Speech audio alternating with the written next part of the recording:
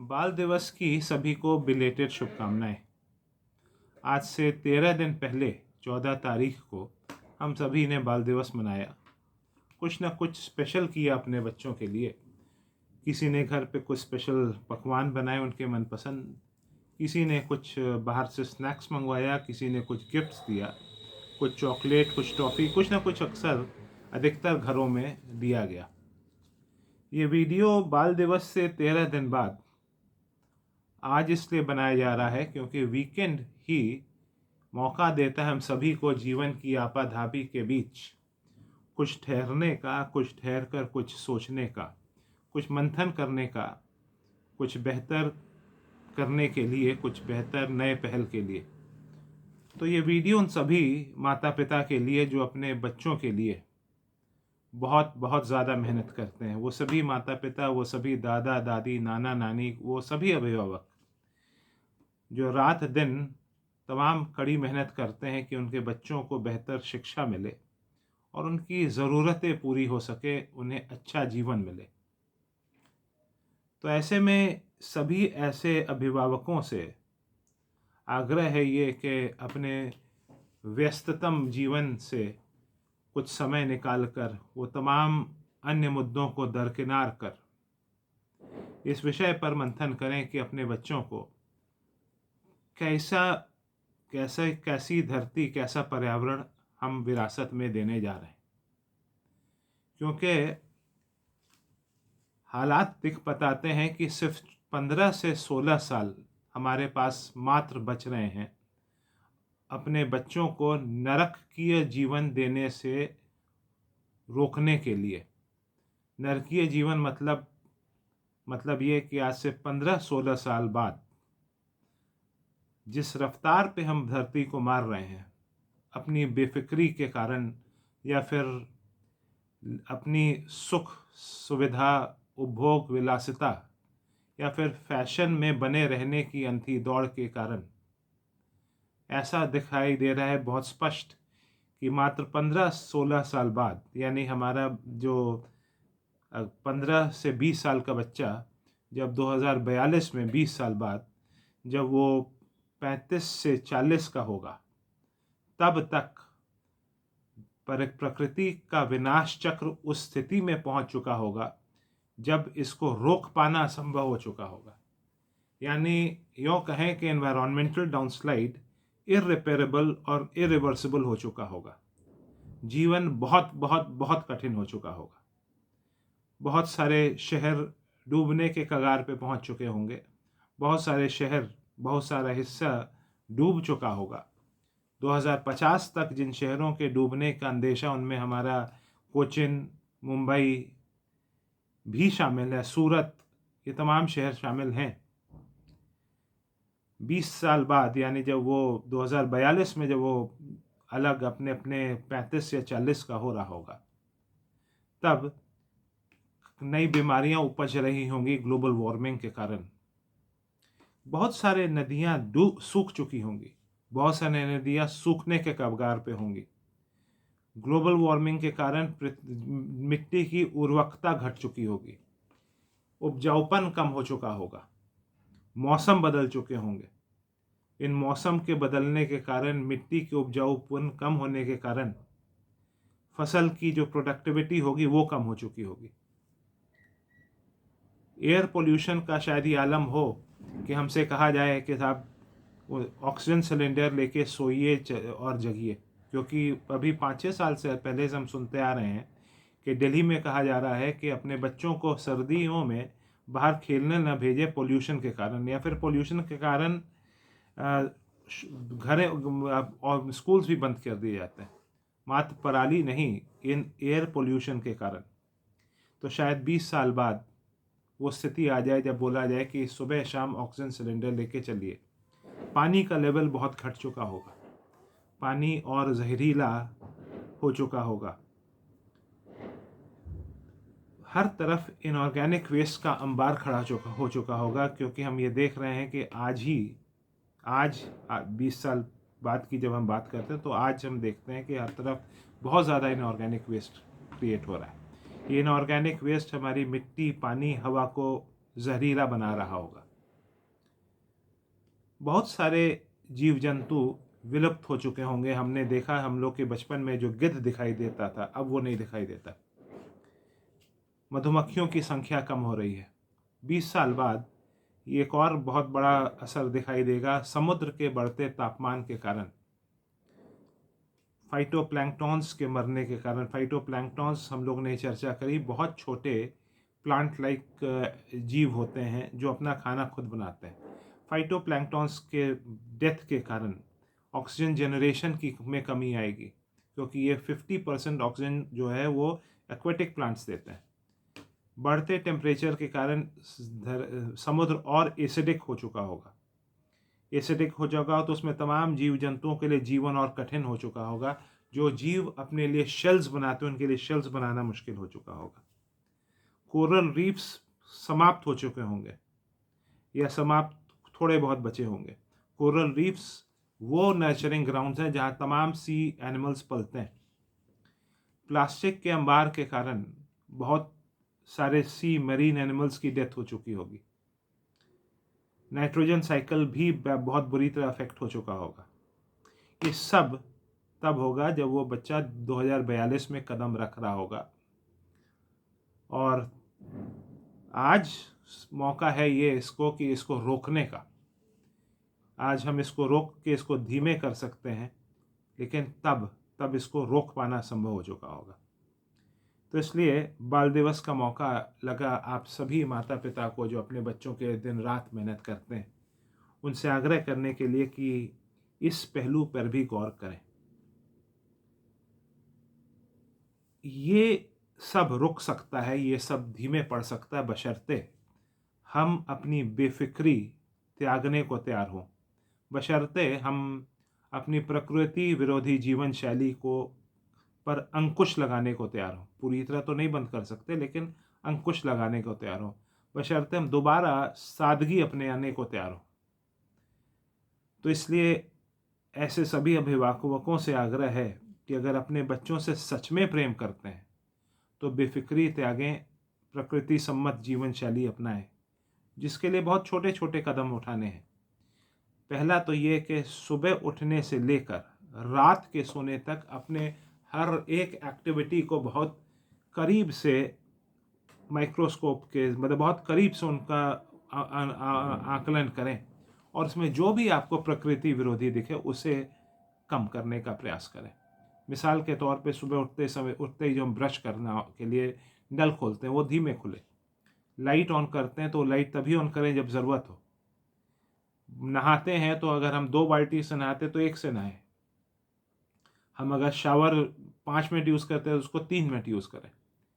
उसके बाद और बढ़िया तो हम शेविंग ब्लेड वो यूज़ करें जिसमें हमें पूरा रेज़र ना फेंकना पड़े। वो और आगे बढ़िए तो फिर हम सोचें कि कैसे हम अपने घर के शेविंग क्रीम की जगह शेविंग कप का इस्तेमाल करें, क्योंकि शेविंग क्रीम ट्यूब हमेशा का वेस्ट क्रिएट होता है। मैंने कुछ दिन पहले देखा कि शेविंग कप अवेलेबल है। मैं जल्दी ही शेविंग कप मंगवाऊंगा। थोड़ा सा थोड़ा महंगा होगा, लेकिन हम सभी शेविंग कप की तरफ बढ़ें और आगे बढ़िए। और आगे बढ़िए तो सोचें हम सब कि कैसे दूध की पन्नी, ब्रेड की पन्नी का इस्तेमाल बंद हो या इसका क्या सब्स्टिट्यूट हो सकता है। और आगे बढ़िए तो हम बॉल पेन जो हम इस्तेमाल करते हैं वो हमेशा का रिफ़िल हमेशा का वेस्ट क्रिएशन होता है। वैसे ही जेल पेन का कार्ट्रिज हमेशा का वेस्ट होता है। तो फाउंटेन पेन को हम अपने रोज़मर्रा में शामिल करें बॉल पेन के साथ साथ, क्योंकि बॉल पेन पूरी तरह तो नहीं त्याग सकते। जहाँ पर हम स्टेपलर की जगह हम वो जेम्स क्लिप यूज़ कर सकते हैं, उसको यूज़ करें। और आगे बढ़िए, फ़ोटोकॉपी अगर हमें कराना हो तो कोशिश करें दोनों तरफ फ़ोटोकॉपी कराने का। और आगे बढ़िए, पानी का वेस्टेज रोकें। हम नहाते समय पानी कम इस्तेमाल करें, ब्रश करते समय नल पानी कम इस्तेमाल करें। गाड़ियों को पाइप से अपने ना धोएं। स्कूटर व्हीकल्स को हम बाल्टी और एक कपड़े के मदद से साफ़ करें। बरामदों को हम पानी से ना धोएं। किचन में एक भगोना रखें परमानेंट, जो सब्ज़ी दाल अनाज धोने के काम आए, और वो धोने के बाद उस पानी को कलेक्ट करके दोबारा पानी मिट्टी में डालें। बड़े छोटे छोटे कदम हैं ये सब। हम कोर्ट, स्कूल्स, कॉलेजेस, हॉस्पिटल्स कहीं भी जाएं तो बिजली ना बर्बाद होने दें। हम मोबाइल का या किसी भी इलेक्ट्रिकल गैजेट यानी mobile, computer, laptop, fridge, TV, कोई भी इलेक्ट्रॉनिक गैजेट इस्तेमाल करते हैं तो उसको हम रिपेयर, रीयूज़, रीसाइकल और रिड्यूस के फ़लसफ़ा अपनाएं। यानी कि हम इन चीज़ों का इस्तेमाल कर रहे हैं तो करें, लेकिन हम उसको तब तक रिपेयर कराते रहें जब तक संभव हो। अक्सर हम थोड़े से बेहतर फीचर्स के लिए या फिर लेटेस्ट फैशन में बने रहने के लिए अक्सर हम लेटेस्ट गैजेट लेते हैं, या फिर गैजेट ही क्यों, हम जूता, स्लीपर्स, फर्नीचर, गाड़ी, स्कूटर, मोटरसाइकिल, सब लेटेस्ट की ओर जब हम दौड़ते हैं तो उससे हम वेस्ट क्रिएशन ही करते हैं। तो ये इलेक्ट्रिक वेस्ट या इलेक्ट्रॉनिक वेस्ट या बाकी भी इनऑर्गेनिक वेस्ट, ये सब इस धरती को बहुत बहुत बुरी तरह नुकसान कर रहा है। जब हम रीयूज़, रिपेयर, रीसाइकल और रिड्यूस के फ़लसफ़ा अपनाते हैं तो इसका मतलब हम पृथ्वी के जो फाइनाइट रिसोर्सेज हैं उसका कंजम्पशन कम करते हैं। क्योंकि आज जिस रफ्तार पे हम पृथ्वी के सीमित संसाधनों का दोहन कर रहे हैं, हमारी ज़रूरतों को पूरा करने के लिए पृथ्वी जो रीजनरेट करती है, पृथ्वी को 1.25 पृथ्वी चाहिए उस रिसोर्सेज को दोबारा रीजनरेट करने के लिए। तो हम उस पर रोक लगाएं, पॉलीथीन का इस्तेमाल कम करें, बैग लेके जाएं मार्केट, बड़े छोटे छोटे कदम।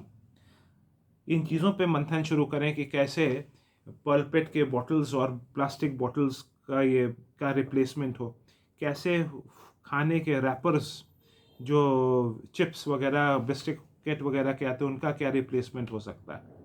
इस पे चर्चा करें कि कुछ समय पहले जब हम लोग छोटे थे तो पेन प्लास्टिक के कवर में नहीं आता था। पेन रिफिल के ऊपर एक बहुत छोटा सा, एक और छोटा सा प्लास्टिक कवर, ये सब वेस्ट क्रिएशन कैसे हटे, इन पे हम चर्चा करें।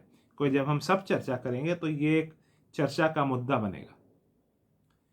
तो ये छोटे छोटे कदम हम सब अपनाएं तो हम यकीनन इस धरती को, वो पर्यावरण के विध्वंस को उस स्टेज पे पहुंचने से रोक सकते हैं जिसके बाद इसको रोक पाना संभव हो जाता। क्योंकि जैसे मैंने बताया कि ये तो 20 साल बाद यानी 2042 में तो ये वो स्थिति होगी जब हमारे 15 साल या 20 साल का बच्चा 35 या 40 का हो रहा होगा।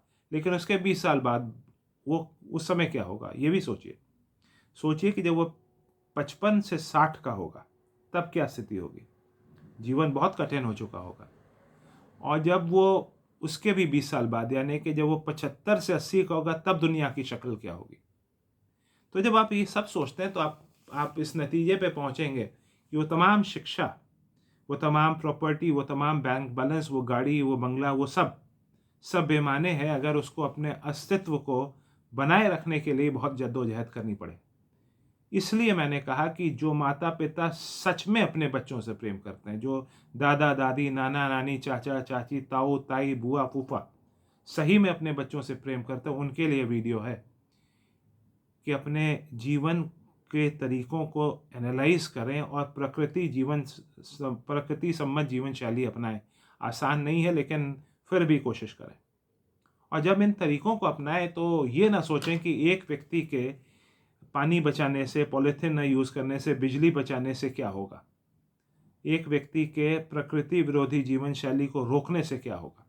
बल्कि ये सोचें 3 चीज़ें। पहला, ये सोचें कि आप उन लोगों में शुमार नहीं हैं जिनके कारण आने वाली पीढ़ियों को प्रकृति के विध्वंस का विभत्स रूप देखना पड़े।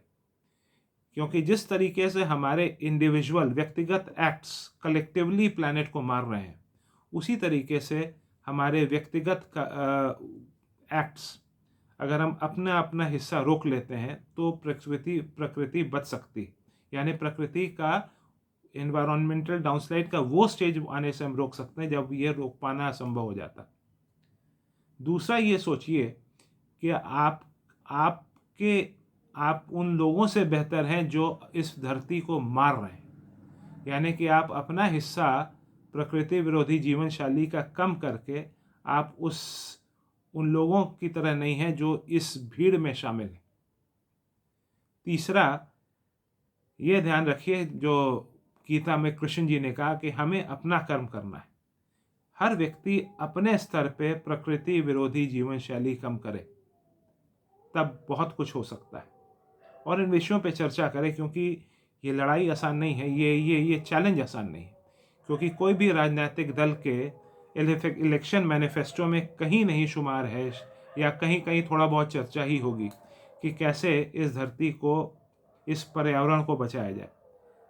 राजनीतिक दल खामोश हैं, लगभग वो आध्यात्मिक गुरु और रिलीजियस गुरु खामोश हैं। इलेक्ट्रॉनिक मीडिया, प्रिंट मीडिया इस पे चर्चा नहीं करता और तमाम मुद्दों पे चर्चा करता है, लेकिन पर्यावरण के विध्वंस पे या नदियों की मौत पे या बढ़ते प्रदूषण पे या फिर ग्लोबल वार्मिंग पे बड़ी लंबी श्रृंखला या लगातार बहस हम नहीं देखते। तो ऐसे में ऐसे माता पिता, ऐसे अभिभावकों पे ही सारा दारोमदार है कि अपने बच्चों के लिए इस पर्यावरण को बचाए, कि उनको वो साफ़ सुथरी हवा, वो अच्छा पानी, वो बहती नदियाँ, जीवंत नदियाँ, वो बगैर खाली किए खोखले पहाड़, ये सब मिल सकें। तो ये छोटे छोटे कदम हम सब अपनाएं। तो वो तो ये, हाँ एक चीज़ और, अपने अगल बगल वृक्ष लगाएं और पुराने वृक्षों को कटने न दें। क्योंकि याद रहे कि जब आज पर्यावरण बचाने की बात होती है, पर्यावरण को संरक्षण की बात होती है, तो अमूमन लोग कहते हैं कि हमें पेड़ लगाना चाहिए। पेड़ लगाना सिर्फ एक एस्पेक्ट है, हमें सोचने का नज़रिया अपना और समाज का बदलना होगा। पेड़ लगाना तो सिर्फ एक बहुत छोटा एस्पेक्ट है, वो ज़रूरी है लेकिन पर्याप्त नहीं है। तो इन चीज़ों पे विचार करें। उसके अलावे हम अपने रोज़ के पूजा में इसे शुमार करें, ईश्वर से आग्रह करें कि हमें वो रास्ता दिखाए कि कैसे हम उसकी दुनिया के पर जीवन के अविरल प्रवाह को बनाने के लिए आगे बढ़ें। इस पे वो हमें रास्ता दिखाए। हम सब कोशिश करें तो यकीनन अपने बच्चों के लिए, उनके बच्चों के लिए और उनके पोते पोतियों के लिए इस धरती को मंगल ग्रह की तरह निर्जीव होने से हम रोक सकते हैं। नहीं तो बहुत दिन दूर नहीं जब हमारे बच्चों को वो झेलना पड़ेगा। हाँ एक चीज़ और, आज जो हम लोग इस धरती पे चल रहे हैं, आज जो डिसीजन मेकर्स हैं, उन्हीं का फर्ज बनता है इस धरती पर जीवन बने रहे इसका प्रयास करने का। क्योंकि कल वो बच्चे हम सबके वो बच्चे जो अभी तक दुनिया में आए भी नहीं, जिनके माता पिता भी अपने माँ बाप के पेट में नहीं पहुँचे, उनके लिए धरती पर जीवन बनाए रखने का सारा दारोमदार हम ही पर है। और ये ना सोचिए जो जैसा कि कुछ वेस्टर्न मीडिया, कुछ वेस्टर्न लोग सोचते हैं या कुछ वैसे भी लोग सोचते हैं कि किसी और ग्रह पे जाके रहना शुरू कर देंगे। संभव होगा लेकिन बहुत मुमकिन नहीं है। कुछ लोग हो सकता है जा सकें, क्योंकि यहाँ पर सारे जीवन के साधन मौजूद हैं। बस हमें अंकुश लगाने की ज़रूरत है अपने ज़रूरतों पर, क्योंकि हमारी आकांक्षाएं, हमारी इच्छाएं रोज़ बढ़ती जाती हैं। तो इन चीज़ों पर हम सभी विचार करें, हम सब कोशिश करें अपने तमाम अन्य मुद्दों को दरकिनार कर, क्योंकि अब हमारे अस्तित्व का सवाल है। और जिस धरती पर सदियों से जीवन पलता रहा, उस पर जीवन समाप्त होने की ओर बढ़ रहा है। कल परसों 2 दिन छुट्टी है, सैटरडे संडे। आप सभी से आग्रह है कि इन चीज़ों पे मंथन करें, नहीं तो हमारे बच्चों को, आपके बच्चों को, उनके पोते पोतियों को बहुत बहुत बहुत ज़्यादा तकलीफ़ झेलना पड़ेगा। और कोरोना काल में तो हमने देखा कि एक केवल कोरोना का वायरस का अटैक था, लेकिन जब हर तरफ से हमला होगा, एक तरफ हवा दूषित हो, जहरीली हो रही होगी, पानी का लेवल गिर होगा, बहुत सारे हिस्से डूब रहे होंगे, नई नई बीमारियों का इजाद हो रहा होगा, एग्रीकल्चरल प्रोडक्शन कम हो रहा होगा। जब एग्रीकल्चर प्रोडक्शन कम हो रहा होगा, लैंड डूब रहा होगा, तो रिजल्टेंट बहुत सारी पॉपुलेशन का माइग्रेशन होगा, लॉ एंड ऑर्डर का प्रॉब्लम इमर्ज कर रहा होगा, मौसम बदल चुके होंगे। एक साथ जब बहुत सारे तरफ से हमला होगा, तब हमारे बच्चों के लिए जीवन बहुत बहुत बहुत दुभर हो चुका होगा। और ये सब 20 साल बाद, 2042 में। लेकिन जब वही बच्चा 2062 में पहुँचेगा तब, और फिर 2082 में, ज़रा सोचिए और हम सब विचार करें। अपने सुझाव हमें हमारे ईमेल आईडी पर भेजें savemotherAssociation@gmail.com SAVEMOTHERASSOCIATION@gmail.com। तो इन चीज़ों पे विचार करें। ये वीडियो बाल दिवस के पृष्ठभूमि में बनाया गया था। हम सब पर्यावरण को बचाने के लिए प्रयास करें और ये इंश्योर करें कि हमारे स्वार्थपूर्ण जीवन तरीके से के कारण हमारे बच्चों को तकलीफ़ न झेलना पड़े। और ये वीडियो दूर दूर तक भेजें। इससे बेहतर वीडियो बनाएं। यकीनन आप सब इससे बेहतर वीडियो बना सकते हैं। अंततः यूं तो आग्रह सभी से, लेकिन अधिवक्ताओं से खास आग्रह है, क्योंकि अधिवक्ताओं ने राष्ट्र के लिए बहुत कुछ किया, राष्ट्र निर्माण में बहुत रोल अदा करी।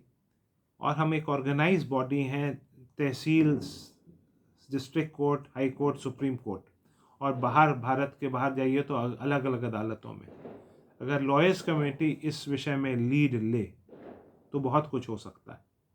अंततः एक बात और, भारत को उठना होगा, क्योंकि हमने देखा कि वेस्टर्न वर्ल्ड में भी शोर उठ रहा है धरती को बचाने के लिए, लेकिन भारत को वो रास्ता दिखाना पड़ेगा, क्योंकि भारत में अध्यात्म पे जितना काम हुआ है उतना शायद कहीं नहीं हुआ, शायद क्या यकीनन कहीं नहीं हुआ। तो इन विषयों पे विचार करें, और हमारे 2-3 श्लोक शायद पर्याप्त हैं इन धरती को बचाने के लिए। पहला, कि त्याग पूर्वक प्रकृति के संसाधनों का इस्तेमाल करें। संस्कृत जो बेहतर हमारे साथी जानते हैं वो ज़्यादा अच्छा बता पाएंगे। यानी कि उतना ही प्रकृति का से लें जितना आवश्यकता हो। और वासुदेव कुटुंबकम, यानी ये सारी दुनिया एक ही फैमिली है। तो इन तमाम विषयों पर विचार करें, हम सभी कोशिश करें, तभी इस धरती पर हम जीवन को हमेशा हमेशा के लिए चलामान रखने के लिए कुछ बड़ा कर सकेंगे। धन्यवाद।